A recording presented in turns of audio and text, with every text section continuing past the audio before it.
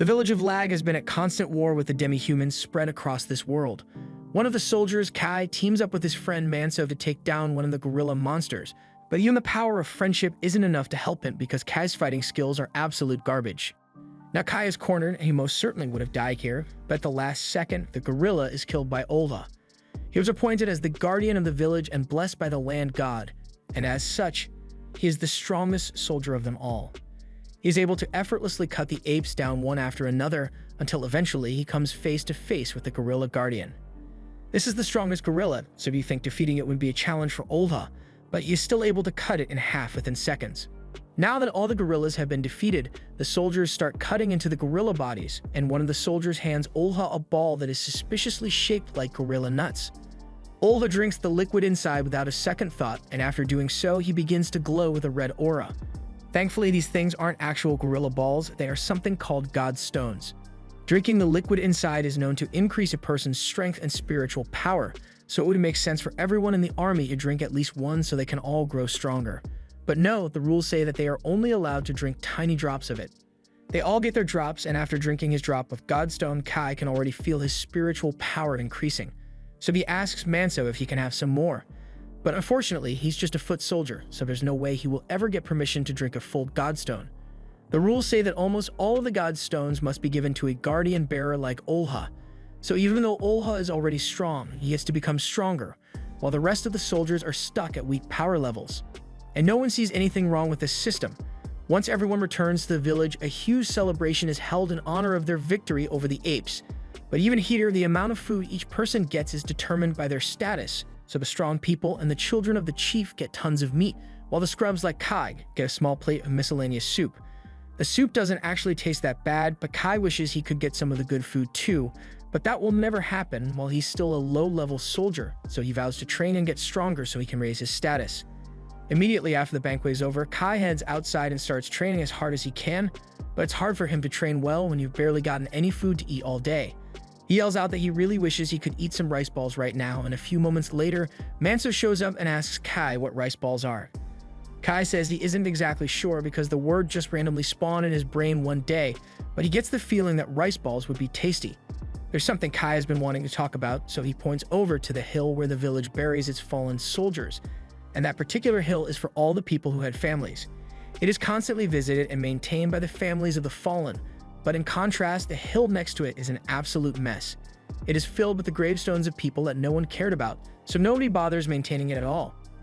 Orphans like him are bound to end up buried in a place like that once they die, with no one to visit their gravestones and no proof that they ever lived in the village.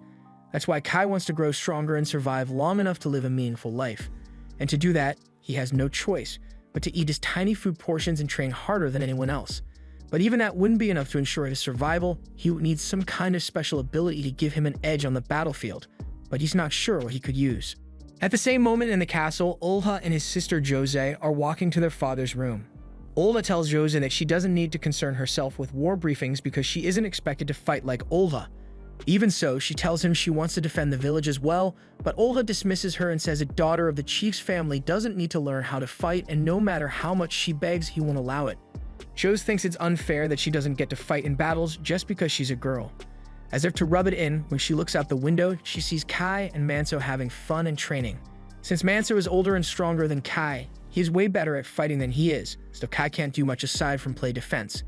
Manso tells him he will never get stronger if he doesn't learn to attack, so Kai tries attacking, but when he does, he leaves himself wide open. So Manso is able to knock him back, causing him to fall to the ground and hit his head. As a result, Kai gets a massive concussion. He begins seeing memories of his past life in Japan come flooding back to him. And as his mind flips through memories, he distinctly recalls the word magic.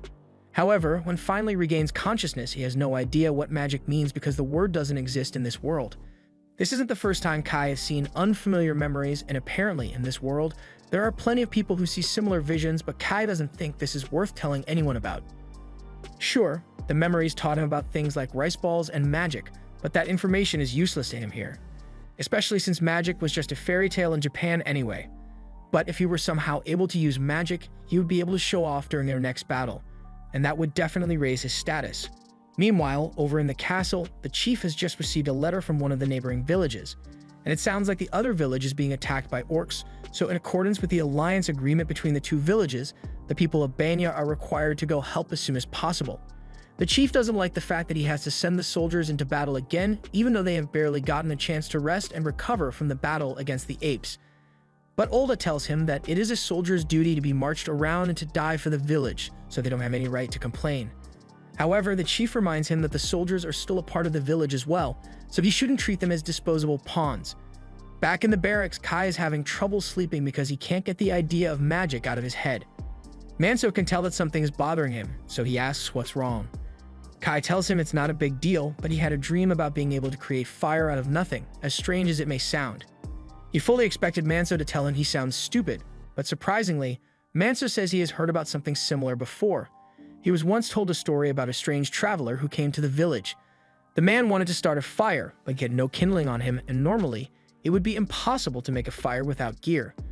But the man simply raised his finger and created a flame from thin air. Kai is surprised to hear that there's actually a record of someone using magic, but Manso reminds him that he only heard it from an old story, so there's no guarantee that it is true. Even so, hearing that story has motivated Kai to try learning to use magic, so the next day he heads out and finds a secluded spot so he can start training. He still isn't sure how magic works, but from what he can recall, magic requires some sort of mysterious energy, and the closest thing Kai can think of would be spiritual energy, so he tries using that. He holds out his finger and commands his spiritual energy to come out as fire, but it's not that easy. He realizes that he probably needs to gather his spiritual energy, so he begins trying to circulate it through his god's stones, but nothing happens no matter how much he tries. Meanwhile, orcs have been sighted just outside the neighboring village, and they've already killed a dozen soldiers, so the rest of the soldiers assemble to fight back. The soldiers wait outside the forest to see if the orcs are still there, and as soon as they spot the orcs, they charge in. The orcs begin attacking as well, but Manso manages to stab one through the heart immediately. Kai decides to rush ahead so he can get a kill as well, but then one of the orcs throws a dead body at him, and it pins Kai against a tree. The orc then walks up to him, and it is about to kill Kai, but before it does, it is shot by several arrows and is finished off by Manso. Manso yells at Kai for running ahead on his own and tells him to get back into the formation, but it looks like Kai hurt his leg when he got hit, so he can't walk on his own anymore. Meanwhile, Olha is decimating the orcs, and once they realize he's way too strong for them to beat, they all start retreating, and Olha refuses to let them get away, so he ditches all the other soldiers and chases after the orcs. That pretty much leaves them to deal with the remaining orcs on their own, and considering how hard it is for them to fight the orcs on their own, the soldiers are cooked. The squad leader orders all the soldiers to run and scatter so most of them can survive. But with Kai's injured leg, he and Manso have no chance of escaping the orc. Kai doesn't want to drag his friends down with him, so he stops Manso and tells him to go on without him. Manso doesn't want to leave Kai behind, but he knows he has no choice, so he apologizes and promises to visit his grave. Manso then runs off in one direction and Kai hobbles away in the other direction. He knows he is hopelessly outmatched, but he refuses to give up on his life, so when he hears the orc approaching, he tries to cast fire magic to defend himself, but it still doesn't work.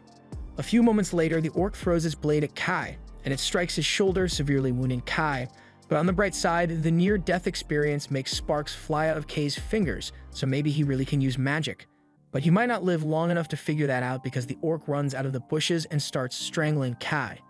Just then, Kai notices the sparks coming from his finger, and he realizes what it means, so he points his hand at the orc's face, and with every bit of willpower he has left, he summons flames to burn it to death.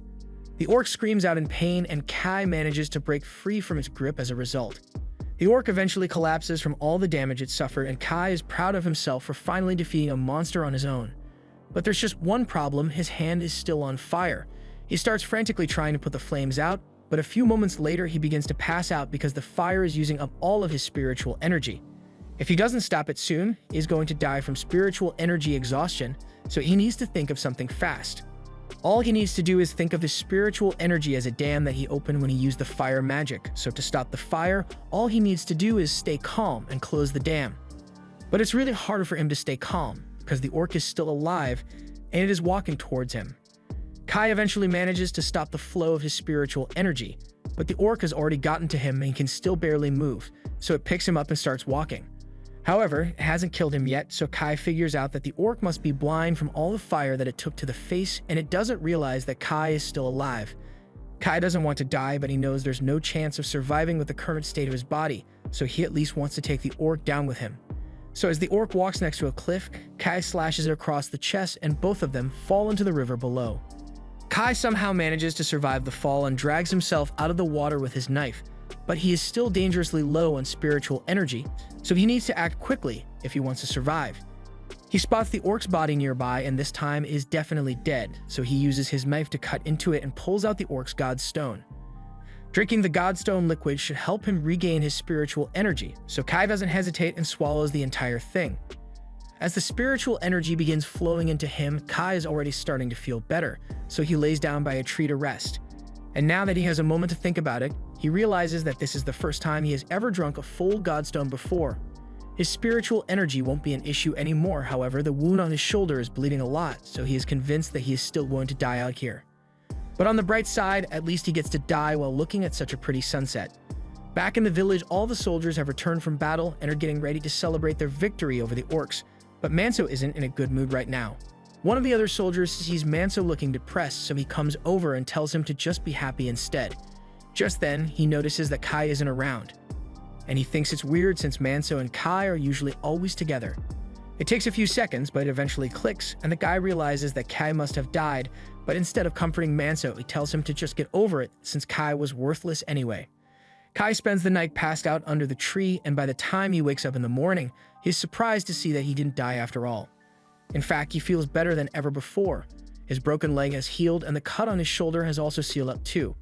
He's happy with how things turned out, but he's also a bit confused because drinking a godstone shouldn't be enough to heal such severe wounds overnight. Kai thinks it might have something to do with the wall behind him, so he takes a look and realizes that it's a stone with a bunch of inscriptions on it. He tries to get a look at the inscriptions, but there's too much ivy in the way, so Kai uses his fire magic to burn it all up. However, his power is way stronger than it was before, so Kai gets blasted across the valley. While he is getting back on his feet, he takes a look at his reflection in the water, and he is shocked to see that there's a divine crest on his face now. He knows this is the sign of a guardian bearer, but a few moments later, the tattoos fade, so he assumes he was just imagining things. He walks back over to the stone so he can take a proper look at the inscriptions, but those words are in a language he doesn't understand, so he gives up and plans to start heading back to his village. He finds a cliff face that looks climbable, so he starts grabbing the rocks to escape, but for a split second, his divine crest appears again, and he accidentally crushes the rock he was holding onto. He falls back into the valley, and initially he thinks the rock must have been weak, but then he grabs another rock and he is easily able to crush this one as well. He realizes that he must have gotten a major power boost from drinking the godstone, and Kai is really happy about it. But while he is celebrating, he hears a voice telling him to go, and he doesn't want to find out where it came from, so he starts climbing the cliff at full speed. Once he gets to the top, he is amazed by how easy that was, and he is even more excited about his new strength than he was before. But he wonders if this is really the power of God's protection. The divine crest as a symbol of a guardian bearer is said to be granted by the land gods, but Kai doesn't recall ever getting power from a god. It might have happened while he was unconscious, but until Kai knows all the details, he had better keep this a secret from the other villagers for now. Back in the village, Manso has just finished making a grave for Kai, but just then, Kai comes walking up like nothing happened. Manso is really happy to see Kai again, and things pretty much go back to normal after that, with Kai going back to his usual duties. Only this time he's really good at his job. He was only meant to plow a small section of the field, but before he knew it, he had plowed the entire thing, and he barely even broke a sweat. Kai panics for a second because he is worried that his divine crest might be visible, but after looking at himself in the water, he realizes his secret is still safe.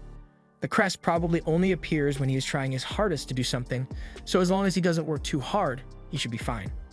The others ask him if something happened because he seems way stronger than before, and Kai can't think of an excuse, so he just admits that he drank the godstone of the orc he killed.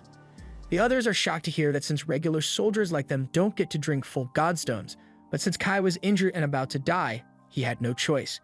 In fact, on his way back to the village, he had to drink the godstones of almost 40 orcs that he came across on the battlefield.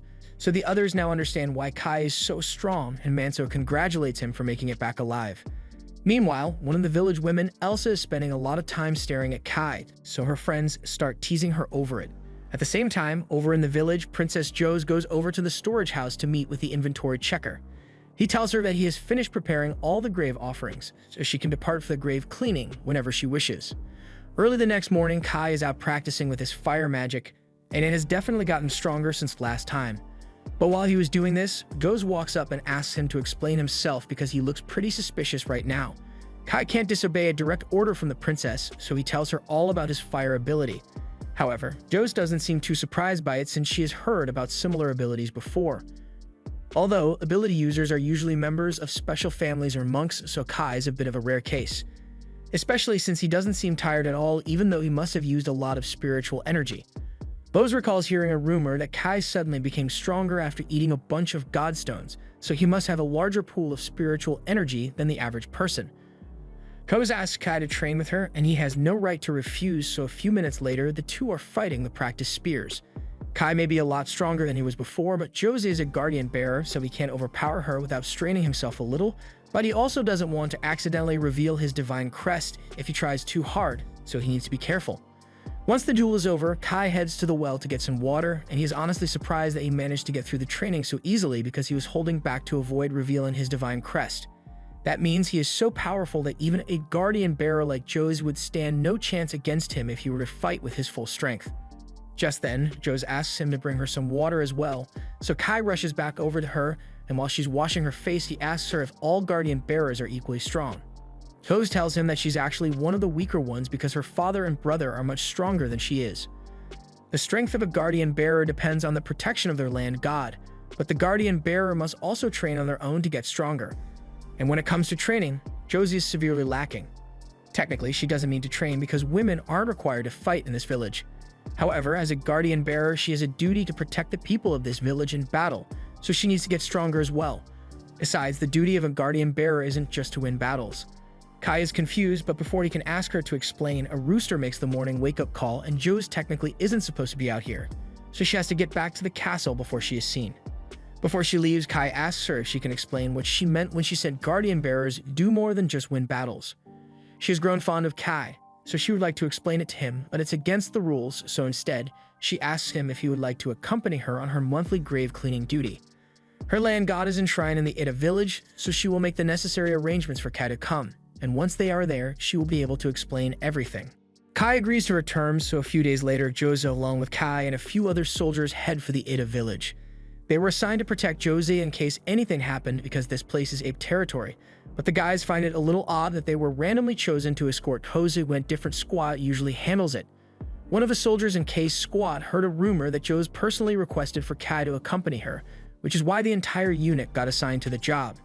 He asks Kai if it's true and Kai is about to confirm it, but Manso interrupts him mid-sentence and tells the others to leave Kai alone because there's no way the princess knows who he is. Eventually, they arrive at the Ida village, and to Kei's surprise, it is nothing but a pile of ruins.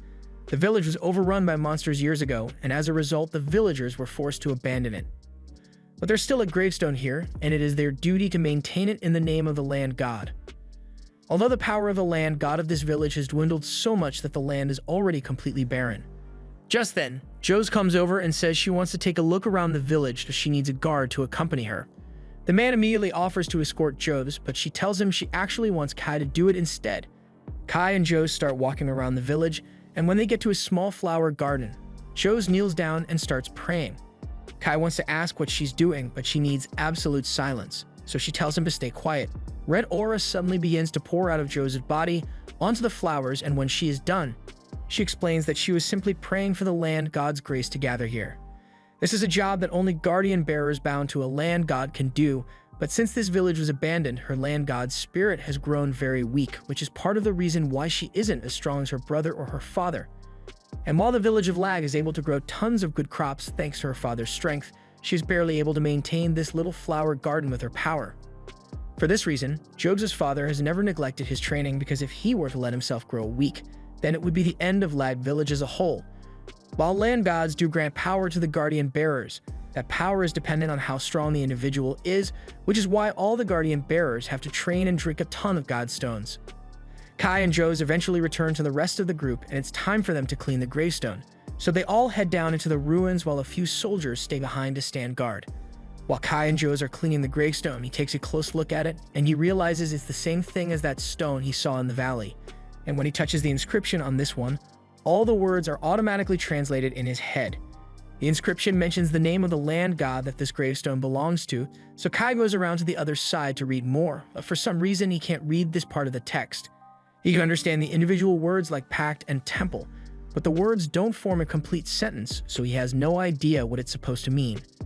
Joes notices Kai talking to himself, so she asks him if something happened. Kai is about to say something, but then gets caught off guard by Joes' cleavage, so he looks away and stays quiet. Suddenly, soldiers come in and warn everyone their group of apes are heading this way. They all rush outside and begin hiding the grave, but before they could leave, the apes show up, so the captain orders Kai and Manso to escort Joes back to the village, while the rest of them hold the apes off. However, while Kai and the others were fleeing, 2 apes cut them off, so Manso steps up to fight them. However, the ape tramples all over the flower garden that Joes has been working so hard to protect, so in a fit of rage, she rushes out and declares that she will kill it for what it has done.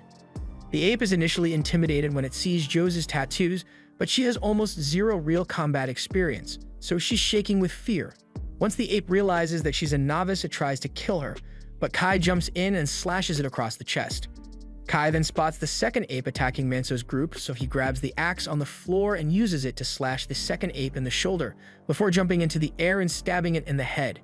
Everyone is shocked that Kai was able to take the apes down so easily, but Joes is especially shocked because for a split second, she saw the Guardian Bearer tattoos on Kai's face.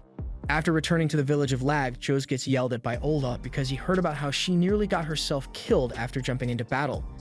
He yells that this is exactly why he doesn't approve of her fighting alongside the soldiers, but Moloch calms him down.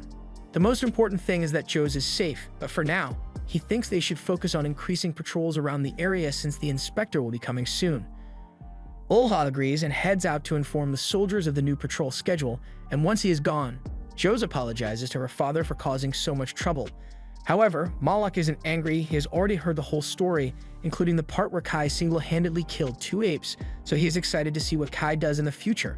Meanwhile, Kai is out doing a couple of chores when he gets grabbed by a few of his friends. They are teasing him because everyone is calling Kai a hero for saving Joes during the expedition to Eda village, and there are rumors that Kai and Joes were getting really close out there. A few of the girls see this happen and think the boys are just messing around again, but Elsa can't take her eyes off Kai, so the others realize she must really like him. They tease her about it and warn her that if she doesn't go talk to him soon, someone else is going to steal Kai away from her. And it looks like they were right, because a few minutes later, Joes approaches Kai and says she would like to talk to him in private. Kai agrees to talk to her even though he has no idea what this is about, so the two of them walk into a back alley. First of all, Joes wants to formally thank Kai for saving her life in Eda. However, she could have sworn that she saw a divine crest on Kai's face while he was fighting the apes. But after taking a close look at Kai, she is convinced she was hallucinating because what are the chances that Kai randomly became a guardian bearer? Anyway, her failure in battle made her realize just how weak she is, so she plans to devote herself to training as much as possible to grow stronger. And she expects Kai to join her every morning from now on.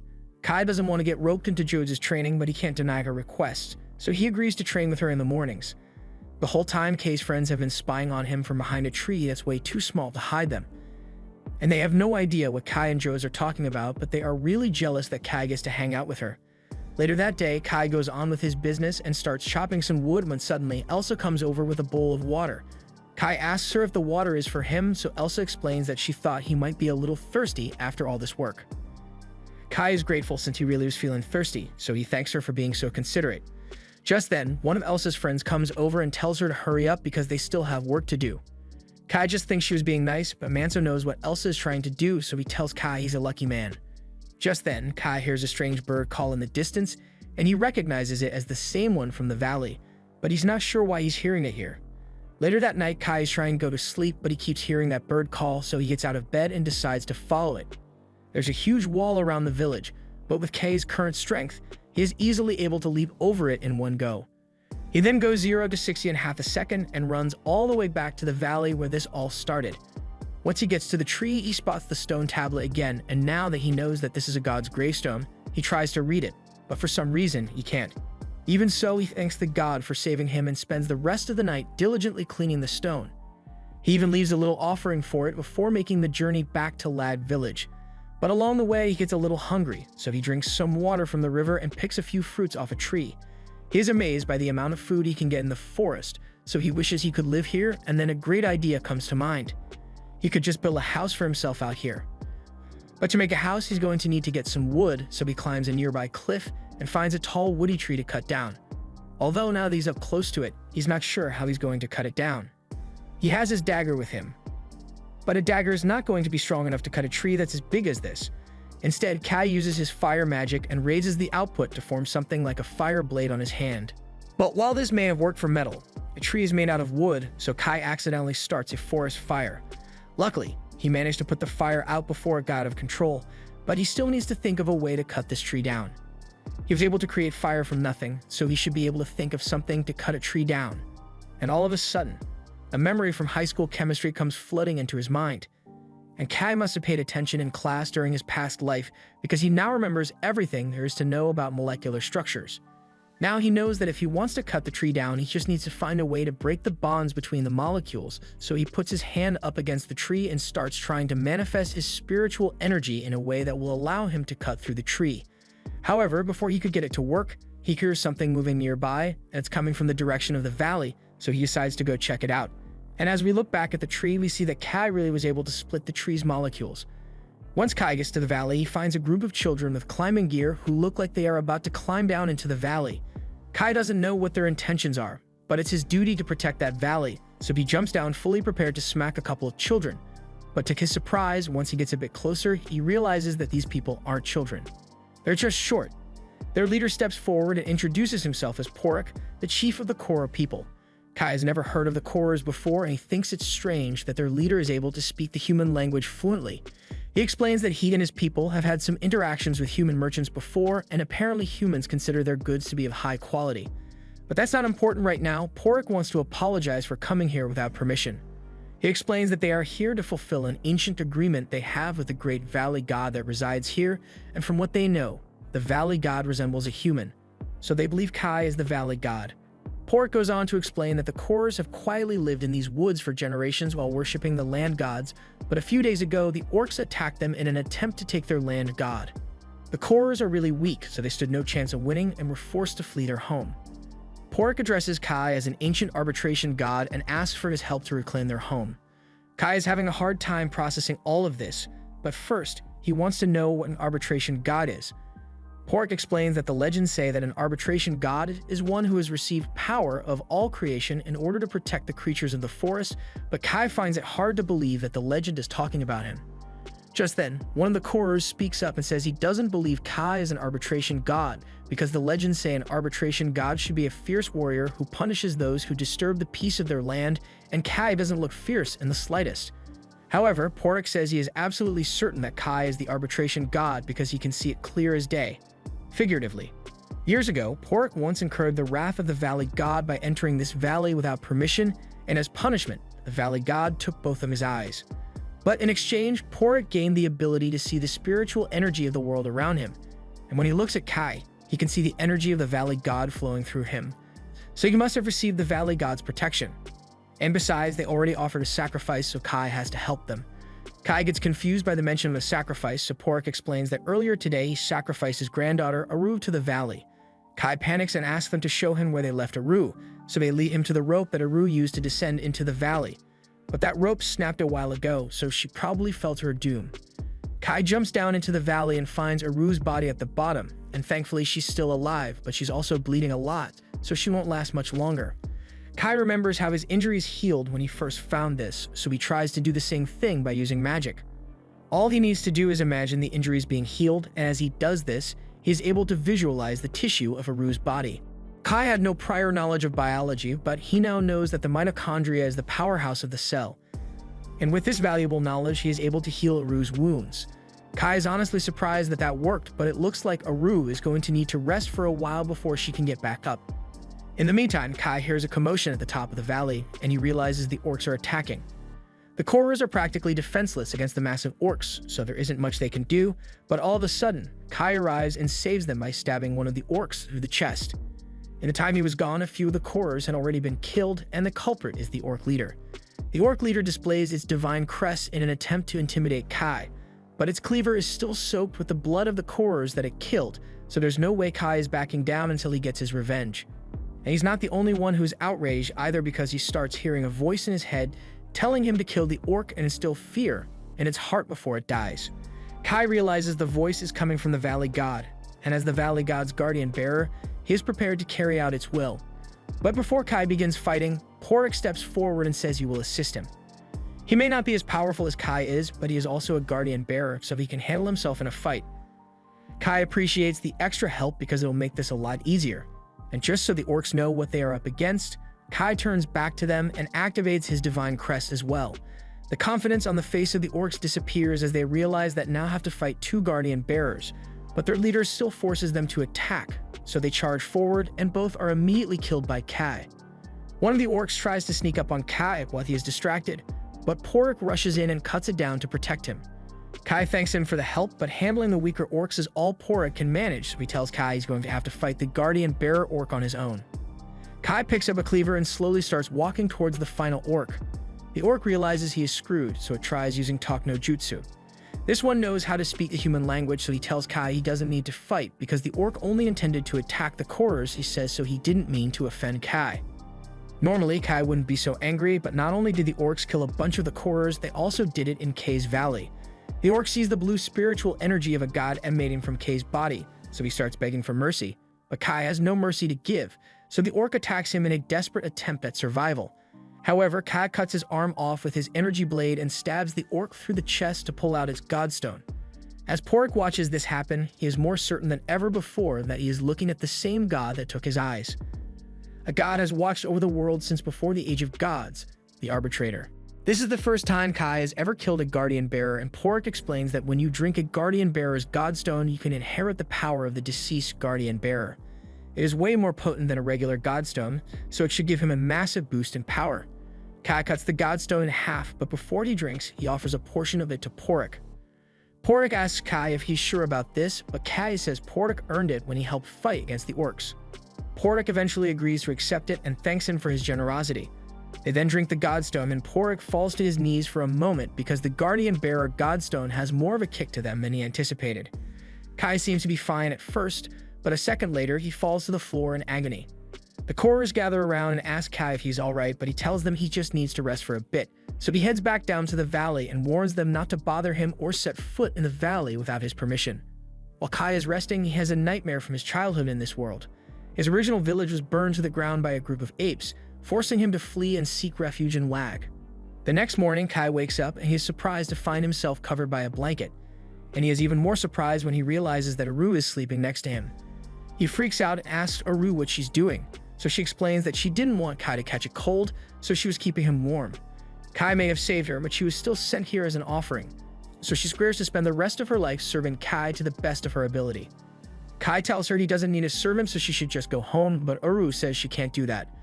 Poruk told her that if she didn't fulfill her role as an offering, then great misfortune would befall all the Taurors, so she refuses to leave. Kai starts trying to convince her to go home anyway, but then he realizes the sun is up, so he needs to get back to the village of Lag before anyone figures out that he left. Kai jumps up the side of the valley, but he is shocked to see the rest of the Korors still waiting there for him. He thought they would have left by now, but while Poruk is thankful that Kai saves them from the orcs, they don't really have anywhere to go.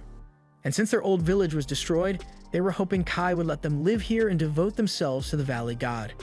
Kai kind of feels bad for them, so he agrees to let them live on the land surrounding the valley. However, he forbids them from entering the valley without his permission. He then gets ready to head back to Lag, but before he goes, Korors has something important he wants to tell him. A little while later, Kai returns to Lag, but as soon as he gets there, he has to deal with an upset Joes because he's late for their morning training session. She asks him what took so long, but Kai can't tell her he left the village to visit his valley, so he just says he overslept. A little while later, the chief approaches some of Kai's friends and asks them if they know where he is. Manso tells him that Kai is assigned to storage house duty today, so he should be near the castle, and once Vezin finds him, he challenges Kai to a duel. After hearing about how well Kai did when he protected Joes, Vezin wants to see how strong Kai is for himself. But of course, this is just a friendly mock battle, so he tells Kai he doesn't have to worry about getting killed. Kai is relieved that this isn't a death battle, but considering what Poruk told him, he's going to have to be careful. He said Kai should keep his status as a guardian bearer hidden for now since it hasn't been long since he acquired his power and he will be an easy target until he masters it. That means Kai has to keep his divine crest hidden at all costs, so he needs to hold back against Vezin even though he is weaker. Vezin makes the first move, so Kai jumps out of the way and starts dodging all the strikes, but he is getting really worked up, so his divine crest is visible. Kai manages to calm himself down to make the divine crest go away, but he still needs to fight Vezin, so he charges forward and strikes him with a spear. Unfortunately, Vezin is so beefy that the spear shatters when Kai tries to hit him, so now Kai is forced to fight barehanded. And to Kai's credit, he doesn't give up, but just like man number 1 in the gorilla fight, Kai gets punted away. Kai just had the wind knocked out of him, so there's no way he can keep fighting, but luckily, Vezin was satisfied with his fight. He extends his hand to help Kai up, and since he has taken a liking to Kai, he says that from tomorrow onwards, he will personally train Kai. Kai doesn't want to do it, but he can't say no to an offer from the chief. Chose is amazed that Kai was able to hold his ground so well against her father, but Olva doesn't seem so impressed because he still thinks Kai is just a regular commoner. However, Jose is already busy thinking of her next training session with Kai. After Vezin leaves, Manso and the rest of Kai's friends come over to check on him. And once they know he's okay, they start laughing at him because he got stuck training with Vezin. With Jose and Vezin demanding Kai's attention all the time, he hasn't been able to leave the village for a while, but tonight he finally gets the opportunity to leave. Kai returns to the valley and he is excited to be back, but then he spots a house with a fire going and he gets mad because he thinks the Korras moved in despite his warning that this place was forbidden. However, when he goes to see who did this, he realizes it was just Aru. Kai forbade the Korras from entering the valley, but Aru never actually left, so she isn't breaking any rules. Plus, she has been preparing for Kai's return, so she brings out a plate of food she made for him. Kai was about to tell her to leave, but then he sees the food she made and all of a sudden, he doesn't mind letting Aru stay in the valley anymore. Aru asks him if he likes the food she made and Kai tells her it tastes great, but aside from the flavor, this is the largest meal he has ever had the pleasure of eating. He almost wishes he could stay here forever because his food portions back in the village are usually really tiny. But to Kai's surprise, the next day when he goes to the cafeteria to get his food for the day, he receives a decently sized portion. The lady tells him she's giving him extra because he has been working really hard lately. Kai is thankful for the extra food, but his friends get jealous, so they ask the lunch lady why Kai is the only one who gets special treatment. She then reminds them that they've been slacking off all day, so if they want extra food, they are going to have to work hard for it.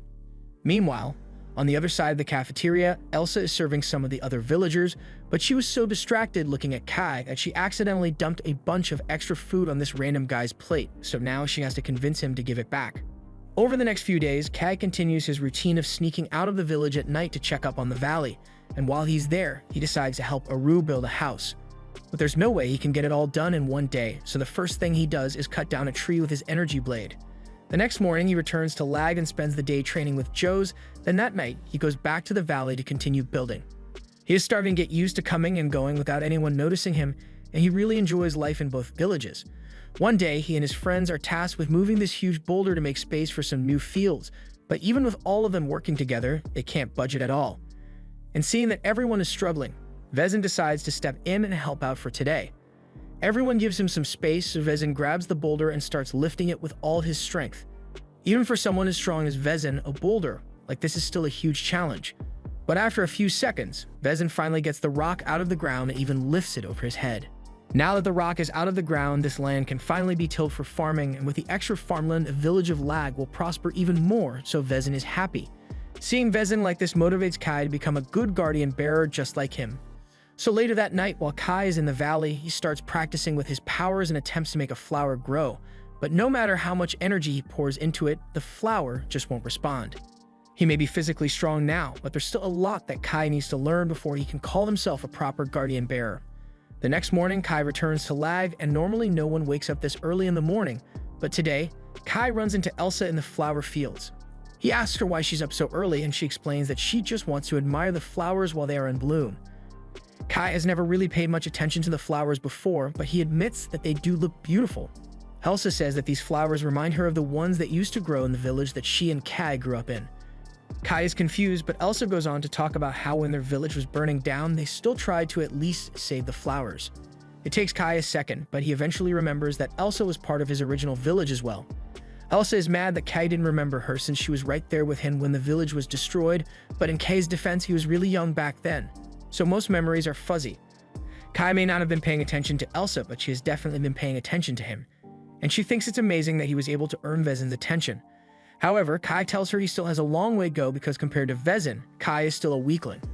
He still has a lot he needs to learn if he wants to become stronger, because that's the only way for him to survive. Elsa remembers Kai saying the same thing on the day their village burned down, But Kay's memory is still a bit foggy, so she explains what happened. While all the villagers were evacuating, they were suddenly attacked by an ape, and none of them knew how to fight, so they were doomed to be slaughtered. However, Kai fearlessly ran at the ape and grabbed its leg. Of course, Kai was way too weak to actually harm the ape, but his bravery bought enough time for Vezin to arrive and rescue them. Kai was relieved that Vezin saved them, but he was also frustrated by the fact that he could barely do anything to help, so he swore that he would do whatever it takes to grow stronger. But then again, his oath may not mean much since he forgot about it until now. Elsa tells him it actually means a lot to her, because on that day, even if it didn't feel like it, Kai saved all the villagers, so in her eyes he will always be a brave hero. Meanwhile, in the middle of the forest, the apes and the orcs are fighting each other, and the orc general is absolutely dominating the battle. Even ape guardian bearers stood no chance against him and was instantly beheaded. With this, the orcs acclaimed victory over the apes for this territory, and now their next target is Kay's Valley. And right now, Kai is blissfully unaware of the incoming threat. Nothing has happened to the valley yet, so Kai goes back to Lag, and the next morning he's put on storehouse duty. While there, he finds a grain of wheat on the floor and wonders if he can use this to make rice balls because he really wants to try them. Just then, Elsa walks up to him and she overheard Kai talking about rice balls, so she asks him if he can explain what it is. Kai doesn't really know how to explain it, but he knows it's supposed to be really tasty, even though he has never actually eaten one. A few moments later, Manso comes in and tells Kai he should stop chatting with Elsa and get back to work already because they still have a lot of bags to move. Kai apologizes and picks up more bags, and Vezin tells everyone to hurry and hide the bags of food in the cellar before the inspector gets here.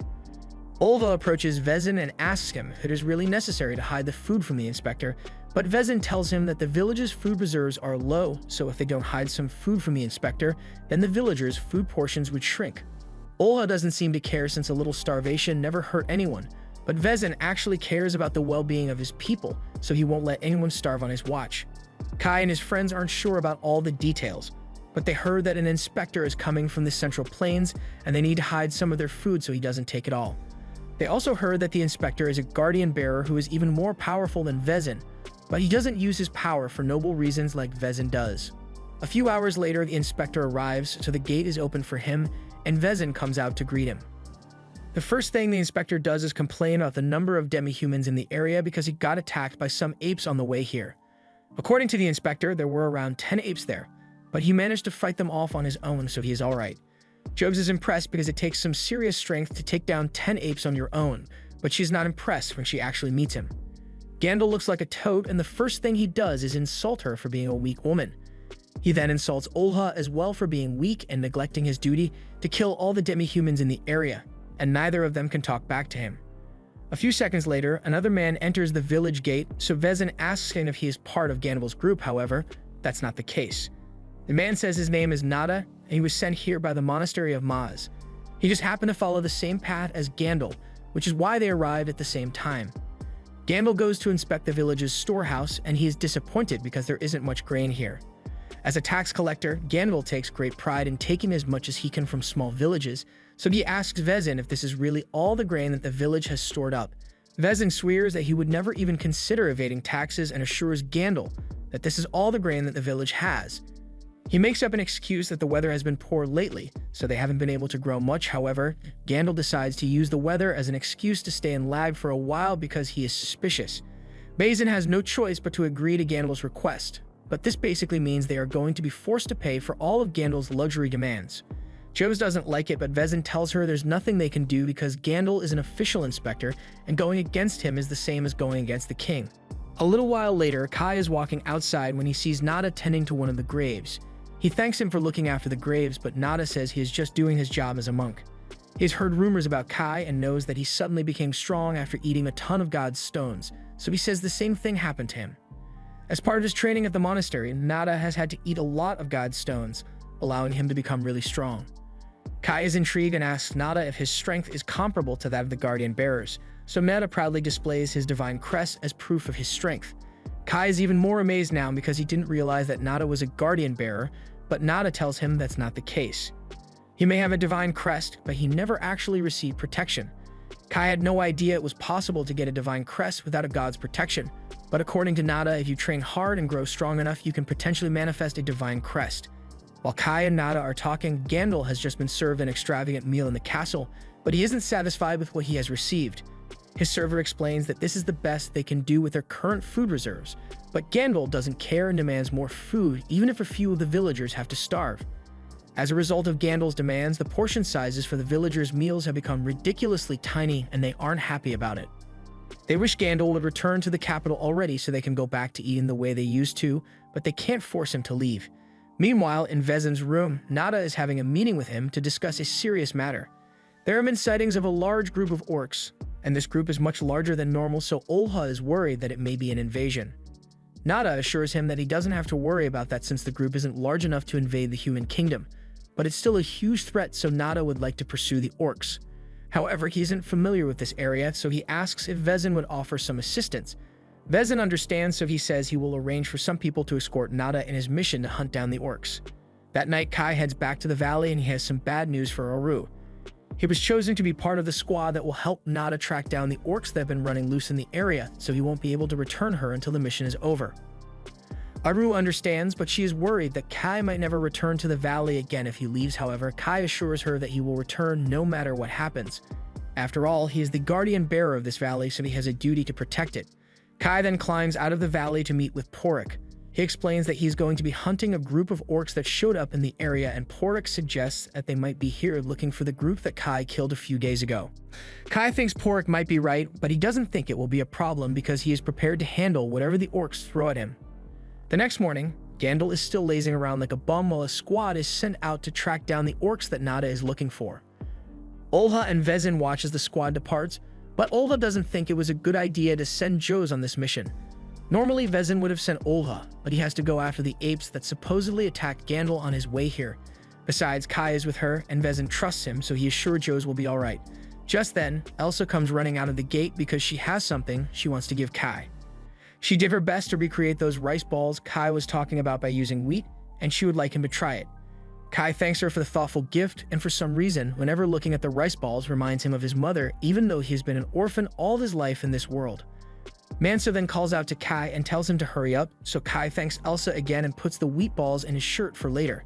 The group then heads out, and after traveling for a while, they come across a horrific scene. There are dozens of dead apes and orcs scattered all over the place, and Nada believes that the orcs they are chasing must have gotten in a fight with the apes. However, there are a lot more ape corpses than there are orcs, so it looks like the orcs won the battle. But Kai has no idea why the orcs would do something like this. Joes tells Kai that they might be pursuing the same thing that Nada is after because she overheard his discussion with Vezin and Olha last night, although she didn't catch all the details.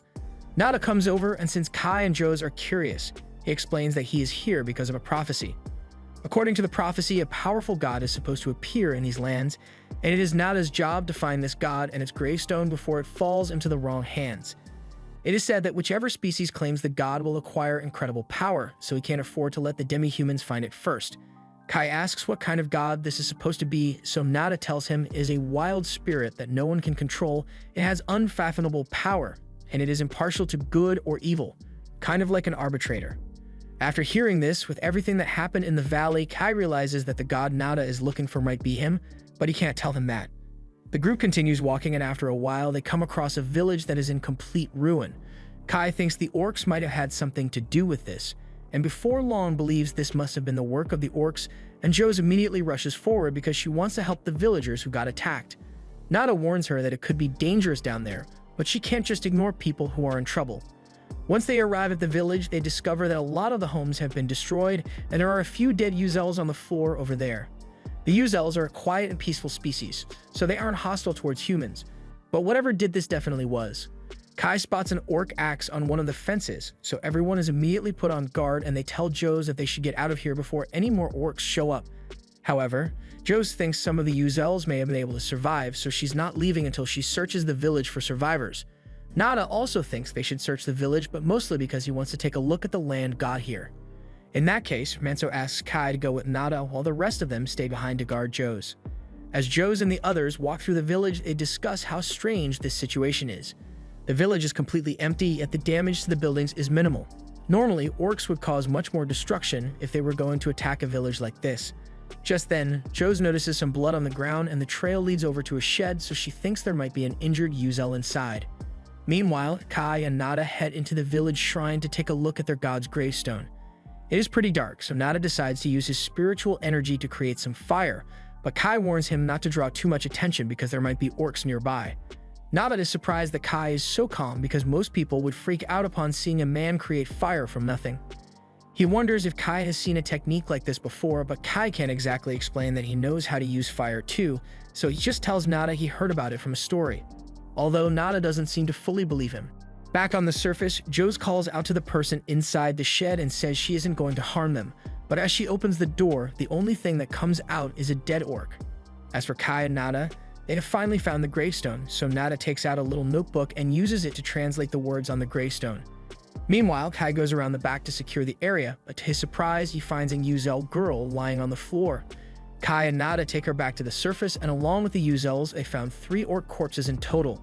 Seeing as there are only 3 orcs, Nada realizes that this isn't the orcs' main force, and judging by the woman's clothes, it looks like she was this village's guardian bearer. The others are surprised to hear that since female guardian bearers like Joe's are rare. And according to Nada, the Uzel's guardian bearer was clutching the entire fight alone. Uzels by nature are very weak, so normally they could never hope to defeat even a single orc. Yet this woman was able to kill the 3 orcs to allow some of her people to escape, even if it did end up costing her life. And knowing that other female guardian bearers can accomplish such great things gives Joes hope that she can also be strong enough to fight and protect the things she cares about. They all hold a little funeral in honor of the dead Uzels and their guardian bearer, but it looks like the guardian bearer's godstone was taken, so her land god's protection was probably transferred to another person. Speaking of land gods, Menso asks if Nada found what he was looking for when they went down into the shrine, but the god here wasn't the prophesied one. There were only 2 paths after the Orc Ape battlefield, so if only 3 orcs came this way, then that must mean that the main force went the other way. Kai takes one look at the map and realizes that the path Nada is talking about leads straight to his valley, so he immediately volunteers to run out ahead to check things out because he can't let the orcs invade his valley. Nada thinks it's strange that Kai seems so motivated about this, but he decides to let him scout ahead, so Kai takes off running. Meanwhile, in the valley, Porik and the other quarters have just learnt that a group of orcs is heading straight for this valley. Porik knows that without Kai here, they are pretty much doomed, so he tells Kechek to gather as many people as he can and hide while Porik faces the orcs. He is aware that he stands no chance, but as his people's guardian bearer, he can't sit around and let them be slaughtered, so he plans to hold them off and hope that Kai can make it here in time to save them. That same night, Olha and his men close in on the apes that were seen near Lag, and to his surprise, there's an entire camp of them out here, and they seem like they are preparing for an attack. His men suggest they should regroup with the rest of their squad and come back to attack later, but Olha doesn't want to wait that long. His men try to stop him because there aren't enough of them here to handle all the apes, but Olha doesn't care. It would be one thing if he were worried about the apes launching an attack while they retreat, but Olha's reason for wanting to rush into this fight is because he wants to gain Gandalf's approval.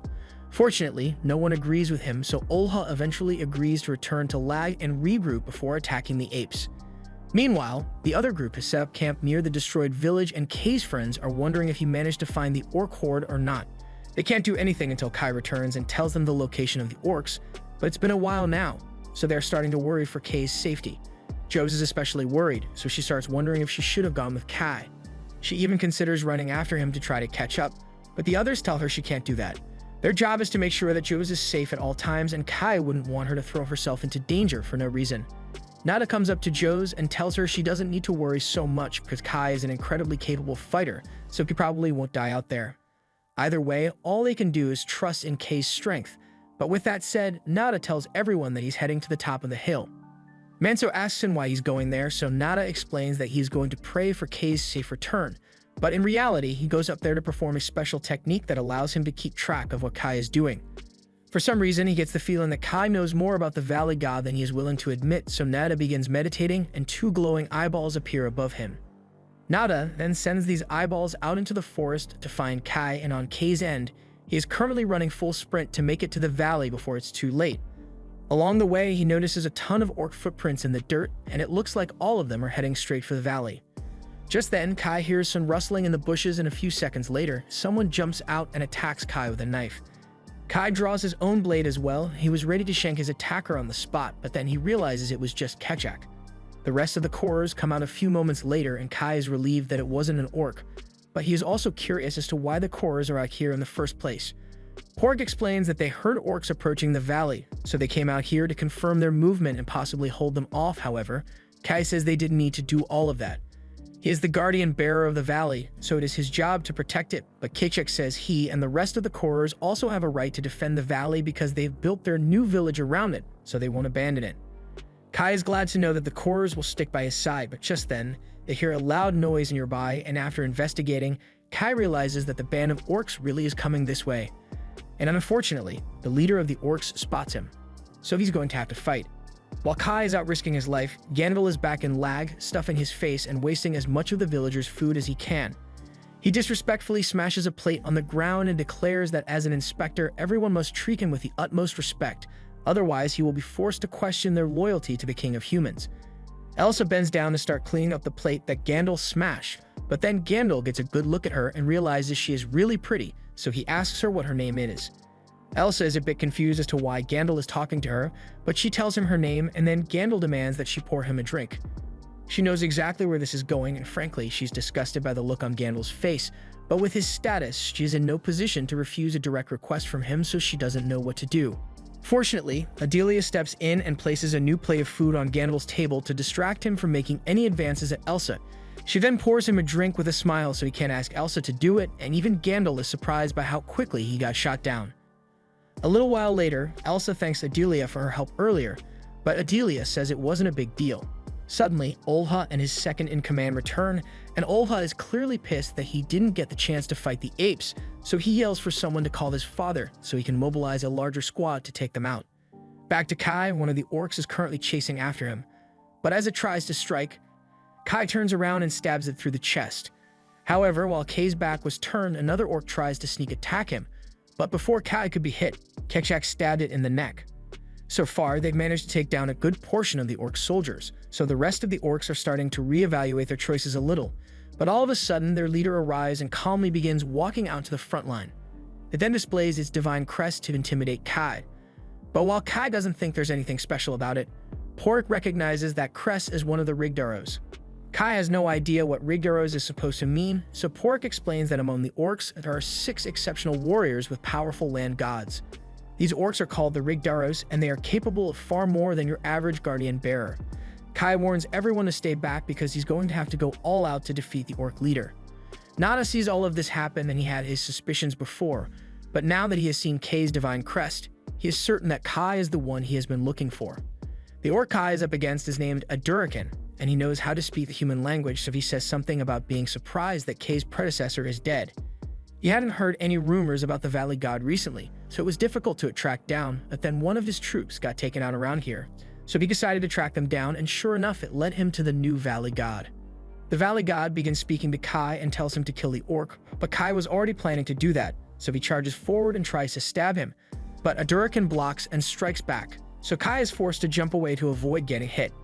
He then tries to stab Adurakan again, but this time, Adurakan simply smacks him away and calls Kai weak. Kai realizes he can't beat Adurakan in a head-on clash, so instead he ducks between Adurakan's legs and tries to stab him from behind, but even though he has a clear shot, Raken's skin is just too tough for him to pierce, so his spear snaps. However, Kai still has a plan, so as Raken swings at him, he ducks down and kicks the spear tip straight into Raken's side. This finally does some damage to him, and the Korers are excited because Kai might actually win this. But to everyone's dismay, Raken's wound closes up instantly, and once he is back on his feet, he immediately pins Kai to the ground. Kechek asks if all Guardian Bearers are capable of that, but Porrick tells him what Raken just did is not normal. In fact, he is starting to worry that Raken might be immortal. Raken lifts Kai up while the rest of the orcs cheer him on, and he calls Kai a sorry excuse for a god. Kai tries struggling to get himself free, but with Raken's grip on his throat, Kai's body eventually goes limp. Raken tells Kai that he's going to enjoy taking everything that he cares about from him. After he kills Kai, he's going to invade the valley and kill everyone there just for fun, but Kai refuses to let that happen. He musters as much strength as he can and grabs onto Raken's arm before blasting it with fire, and the pain from being burnt caused Raken to throw Kai to the ground. Kai is now back on his feet, so he can continue fighting, and the fires seem to work pretty well against Raken. So Kai turns up the heat and blasts Raken with even more flames. However, this time Raken doesn't burn. Instead, he runs through the fire and punts Kai away. The others don't understand how Raken could have survived that wall of fire, so Raken explains that his god's spirit is always protecting him. Raken's god grants him the ability to heal from or nullify any attacks that he can understand, and now that he knows of Kai's fire trick, it won't work on him anymore. Kai is running out of options and weapons, so he pulls out his knife and takes a defensive stance, but he has no idea what he's supposed to do here. No physical attacks will work, and magic is pretty much useless against Raken now, so all Kai can do is hope for the best. He tries to stab Raken in the side, but the knife snaps on contact, so now he's really out of options. He then gets knocked to the ground by Raken, and Kai is starting to look like he has lost the will to fight. The Corvers are really worried because Raken's blessing is too strong for Kai to overcome, and Nada is concerned that if Kai dies here, then the Valley God's power is going to fall into the hands of the demi-humans. Raken looks down at Kai and calls him a disgrace of a god, and Kai is racking his brain to think of something to do, because at this rate, the valley and everyone in it is going to be destroyed. Just then, Kai looks up and spots the rice balls that Elsa made for him, and seeing those rice balls reminds him of all the otherworldly knowledge he possesses. He suddenly remembers that he has one more trick up his sleeve, and it's all thanks to Elsa's gift. Raken stands over Kai and mockingly asks if he is ready to accept his fate, but Kai is simply planning out his attack. The power of Raken's god allows him to nullify the damage of any attack that he understands, but that only applies to things that people know about in this world. Kai doesn't understand much about these atoms and molecules that he recalls, but he knows for certain that neither Raken nor his god have ever heard of them, so he shouldn't be able to nullify an attack from Kai's atom-splitting energy blade. As Raken confidently raises his axe to crush Kai's skull, Kai rushes forward, and before Raken even realizes what's happening, Kai uses his energy blade to slice between Raken's atoms and sever his arm completely. Raken has no idea what happened, and the Corvers are just as confused because they thought Raken's blessing protected him from all harm. But Raken clearly just lost an arm, so Kai must have done something different. Raken refuses to believe that he is losing, so he charges at Kai again, but that clearly wasn't a smart move because Kai slashes him across the chest, and in a matter of seconds, Raken falls to the ground and draws his last breath. Nada saw the whole thing happen, and he is amazed by the things Kai is capable of. Not only can he use fire magic, but he was also capable of using magic that Nada has never seen before, so he's going to be cautious. Meanwhile, back at the ruined village, Manso is standing guard next to Joe's when all of a sudden, she collapses to the floor.